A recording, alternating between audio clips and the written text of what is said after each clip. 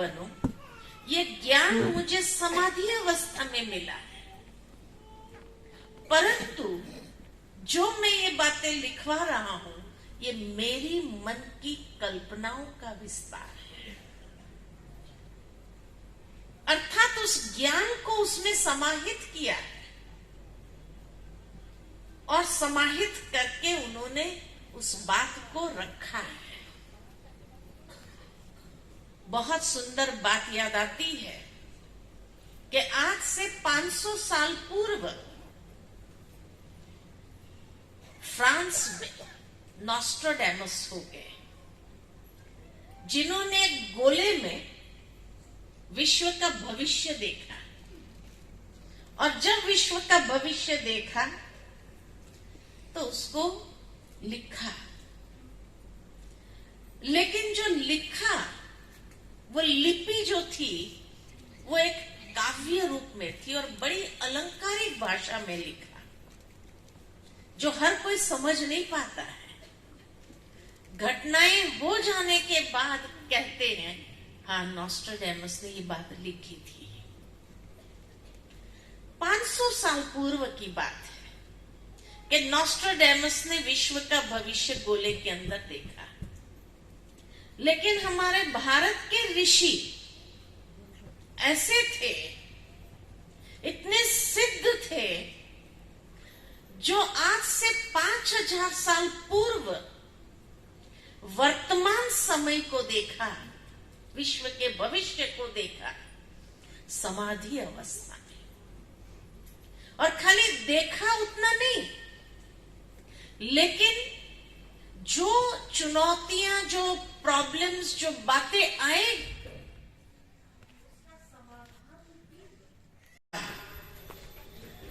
उस समय क्या उपाय करना होगा या कौन सी विधि अपनानी होगी ताकि उस समय से गुजरना आसान हो जाए, ये बात भी उन्होंने बताई। तो इतने सिद्ध थे हमारे ऋषि मुनि, जिन्होंने ये शास्त्रों की रचना की। एक बहुत गहरा संदेश आज के मनुष्य को देना चाहा।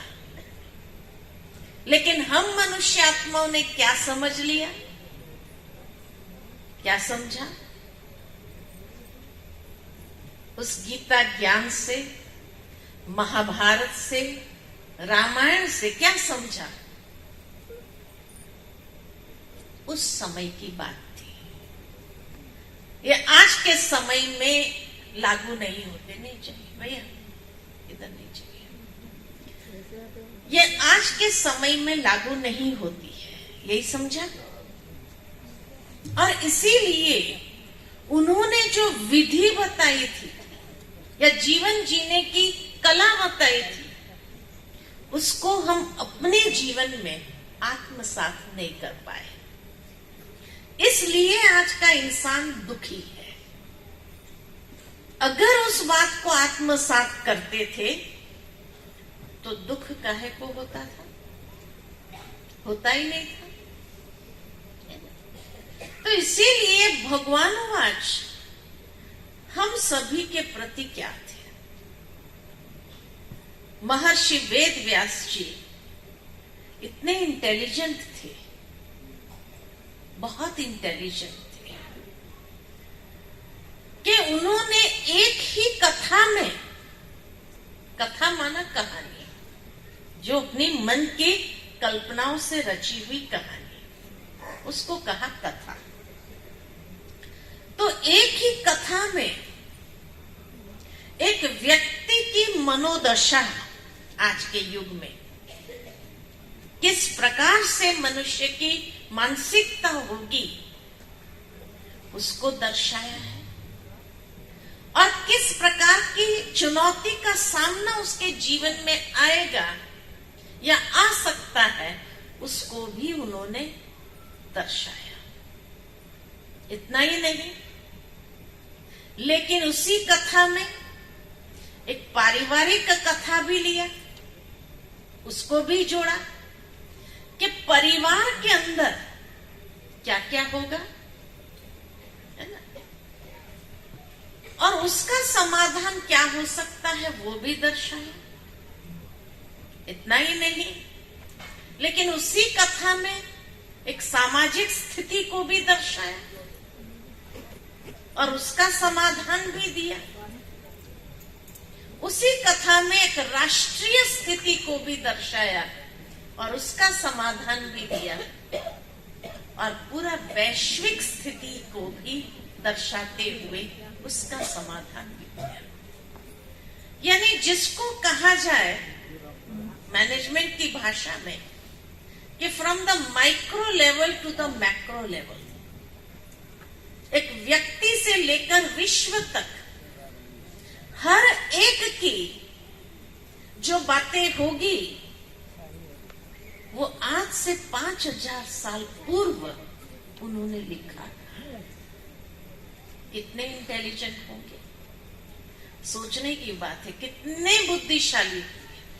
और लिखने वाला कौन? बुद्धि का देवता गणेश जी। इसलिए उसमें कोई त्रुटि तो हो नहीं सकती है।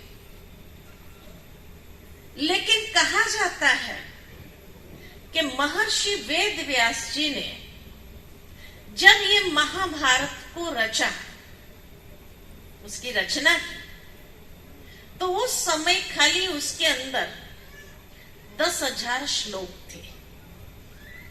पूरे महाभारत और गीता मिला करके 10,000 श्लोक का ये पुस्तक था।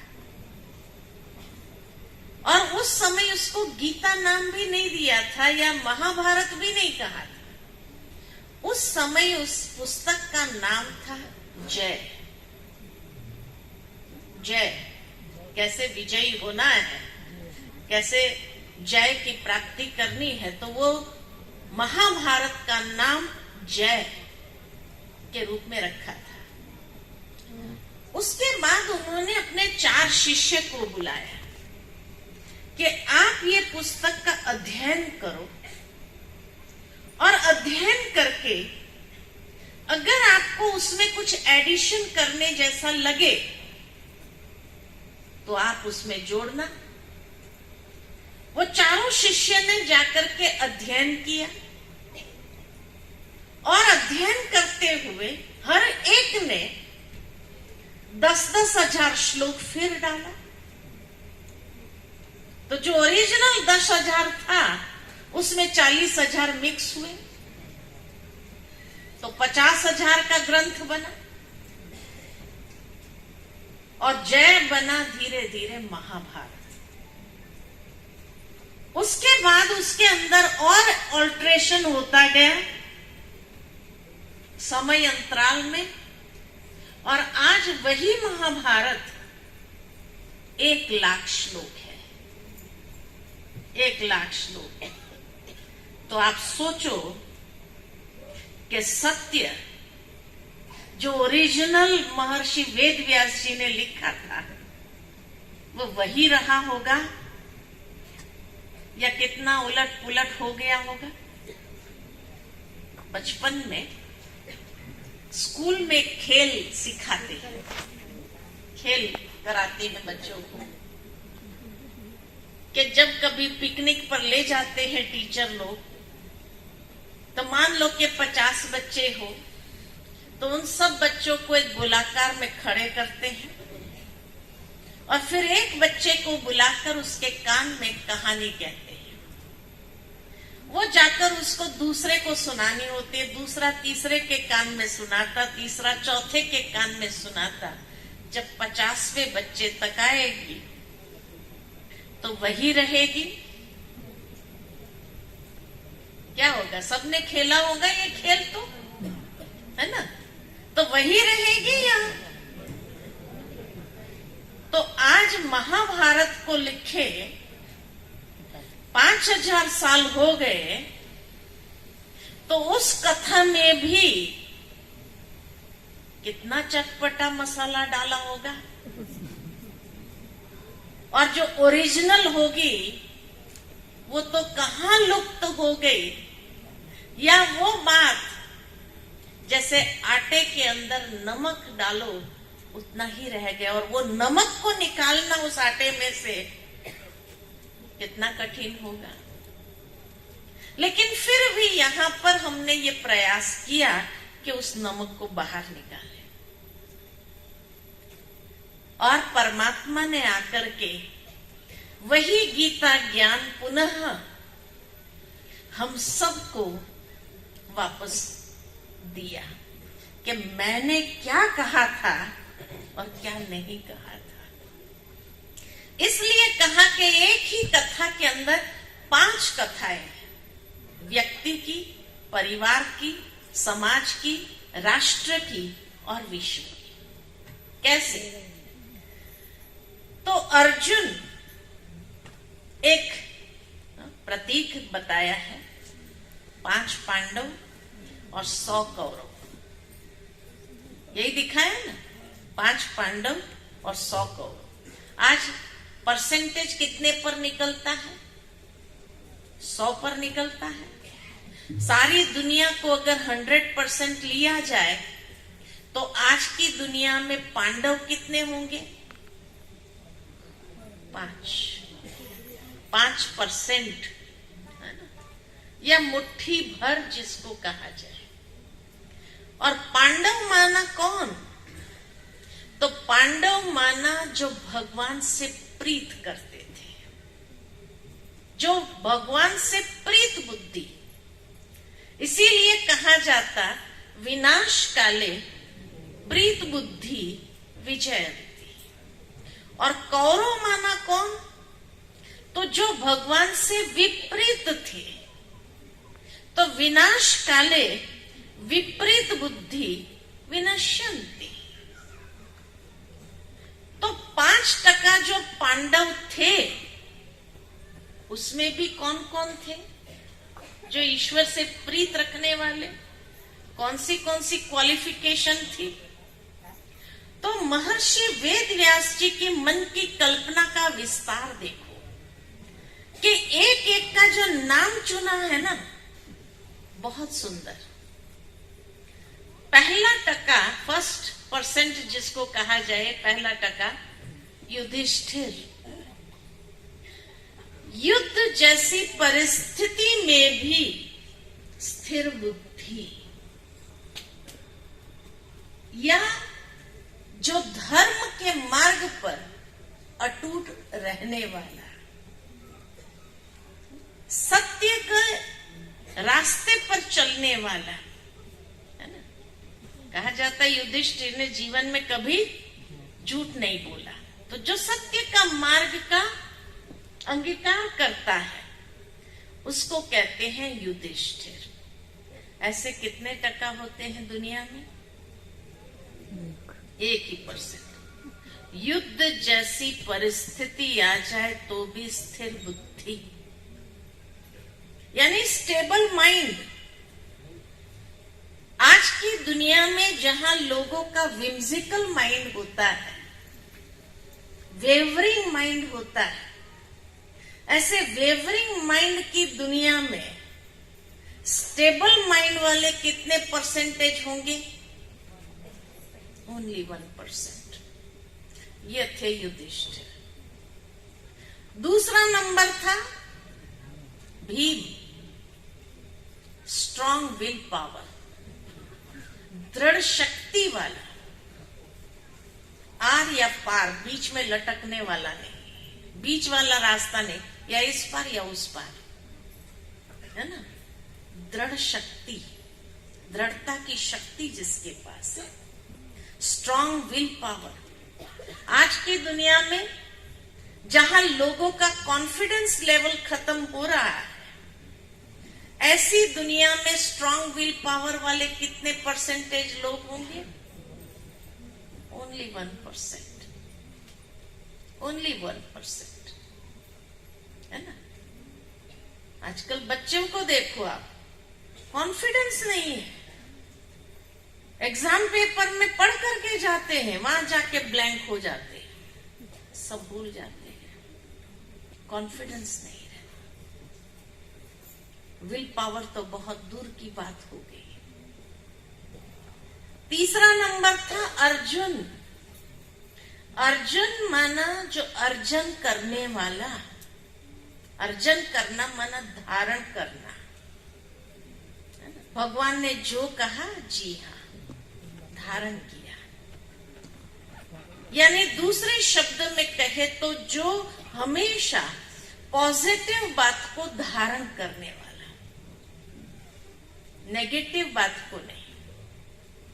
और आज की दुनिया में नेगेटिविटी इतनी ज्यादा है, ऐसी नेगेटिव दुनिया के अंदर पॉजिटिव बातों को धारण करने वाले कितने परसेंटेज? 1%। चौथा नंबर था नकुल, जो नियमों पर चलने वाला, सिद्धांतों पर जीवन जीने वाला।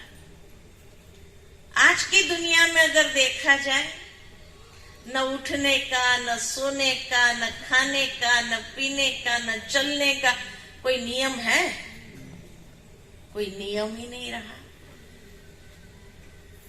लेकिन ऐसी दुनिया में भी नियमों पर, सिद्धांतों पर जीवन जीने वाले कितना परसेंटेज? ओनली 1%। और पांचवा नंबर था सहदेव, हर अच्छे कार्य में अपना सहयोग देने वाला। सहदेव। आज की दुनिया में सहयोग देने वाले तो बहुत मिलेंगे, है ना? अच्छे कार्य के लिए भी सहयोग देने वाले बहुत मिल जाएंगे, लेकिन सहयोग देने के बाद एक अपेक्षा रहती है, मेरी नेम प्लेट जरूर लगाना, या मेरा सम्मान जरूर होना चाहिए, मेरी शान में बढ़ोतरी होनी चाहिए, है ना? तो नाम, मान और शान के लिए सहयोग देने वाले। लेकिन बिना नाम, मान, शान के सहयोग देने वाले इस संसार में कितने लोग होंगे? ओनली 1%। तो ये थे 5 पांडव, है ना? ये थे 5 पांडव। आप सभी कौन हो? पांडव तो हो तभी यहां बैठे, है ना?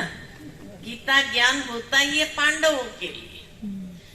कौरव यहां बैठ नहीं सकते हैं, वो आए भी होंगे तो बाहर घूम रहे होंगे, है ना? गीता ज्ञान उनके लिए नहीं होता। लेकिन कौन सा पांडव हो? कौन सा पांडव हो? जो समझते हैं कि हम युधिष्ठिर है, स्टेबल माइंड वाले हैं। जरा हाथ खड़ा करो युधिष्ठिर। अच्छा है थोड़े।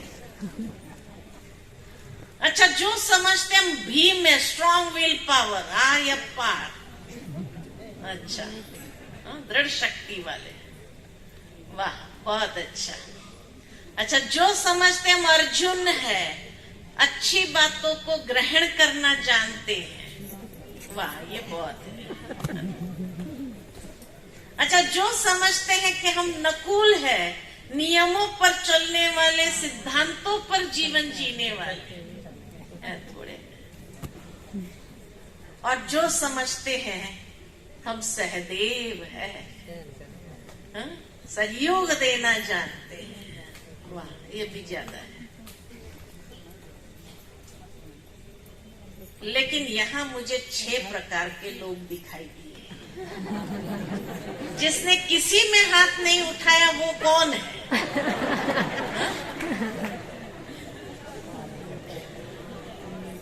या वो अभी तक अपना फाइनल नहीं कर पा रहे हैं कौन सा पांडव हूं मैं? तो आज इस मंच से जो हम देख रहे हैं कि यहाँ बैठा हुआ हर कोई अर्जुन है। अर्जन करने के लिए तो बैठे हैं ना, अच्छी बातें सुनने के लिए बैठे हैं, ग्रहण करने के लिए बैठे हैं। तो अर्जुन बनने की बहुत बहुत मुबारक हुआ। अपने लिए ताली बजाओ। अर्जुन बनने की आपको बधाई हो। पांडव बनने की बधाई हो, भगवान से प्रीत करने की बधाई हो। ठीक है। और दूसरी ओर कौरव, कौरव में कौन थे? तो धृतराष्ट्र थे, जिसको नेत्रहीन बताया गया। महर्षि वेद व्यास जी की मन की कल्पना का विस्तार देखो, कितना इंटेलिजेंट थे। वर्तमान समय के अंदर ये आंखों से अंधे होने की बात नहीं है, लेकिन महत्वाकांक्षाओं में अंधा है, अहंकार में अंधा है, मोह में अंधा है ना?